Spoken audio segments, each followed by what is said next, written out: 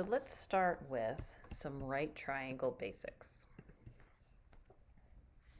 So let's start with some vocabulary. I'm just going to draw a right triangle.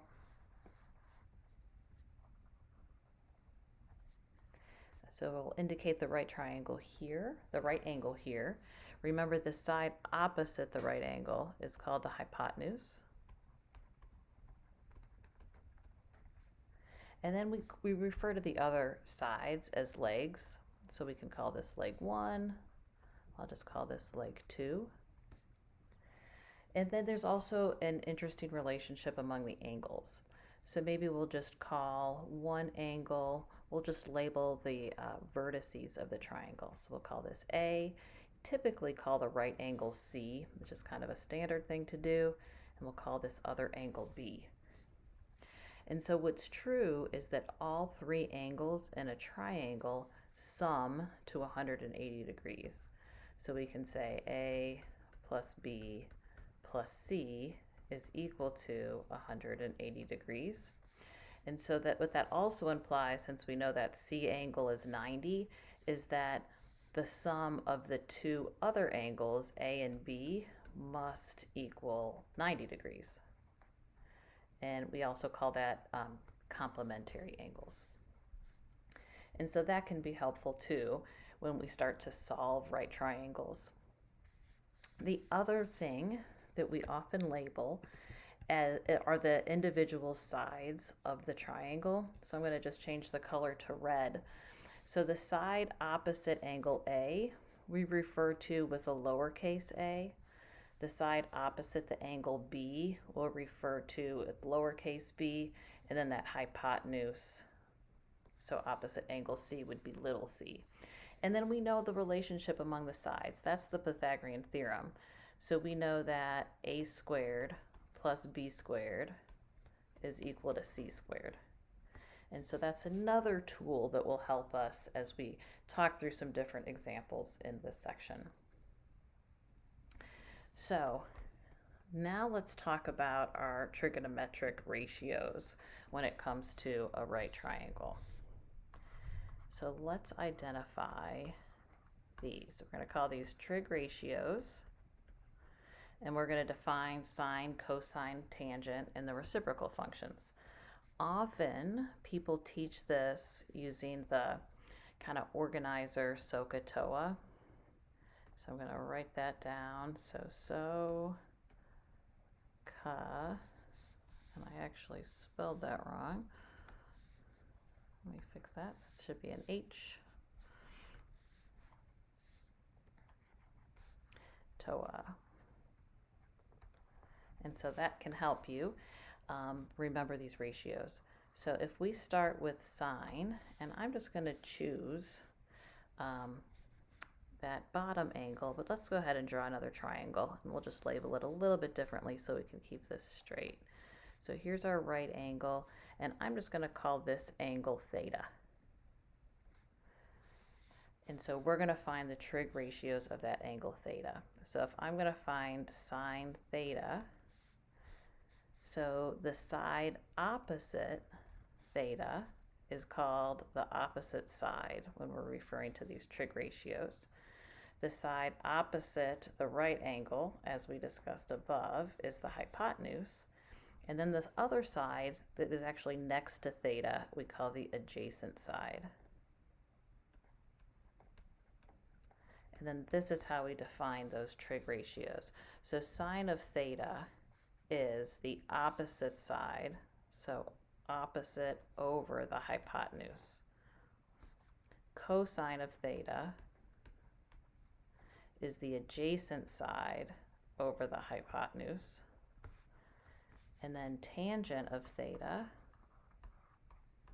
is the opposite side over the adjacent side. And so that's where that SOHCAHTOA comes from. I grab the red here, the S for sine, and then the O and the A, or the H, excuse me, is the SO, and then CAHTOA, so C-A-H, and then T-O-A. And then we define the reciprocal functions by literally just flipping those fractions. So the reciprocal to sine is cosecant, and that's CSC of theta, and that's then the hypotenuse over the opposite side. Secant is the reciprocal of cosine, so secant theta is the hypotenuse over the adjacent side, and then cotangent theta is the adjacent over the opposite. So now let's look at a couple of examples where we kind of put all of this together. Okay, so the first example we're going to look at, so given this particular triangle where we have an angle defined and we have two side lengths, the question is find tangent for this specific theta, and notice that directions tell you to find an exact value. So we're not approximating anything. We're going to find this exact value. So if we're going to find tangent of theta, we know that tangent is the opposite side over the adjacent side. So if this is theta, opposite would be this side over the adjacent side, which is 7. So we need to determine what this side is before we can answer the question. And since we have lengths for the other two sides, we can use the Pythagorean theorem to help us do that. So we know the Pythagorean theorem, again, is a squared plus b squared equals c squared, where again the a and the b refer to the legs and the c to the hypotenuse. So looking at this, I can say, why don't we call this side something? I'm just going to call it x. So we can say 7 squared plus x squared is equal to 8 squared. So this is 49 plus x squared is equal to 64. So x squared is equal to 64 minus 49, which is 15.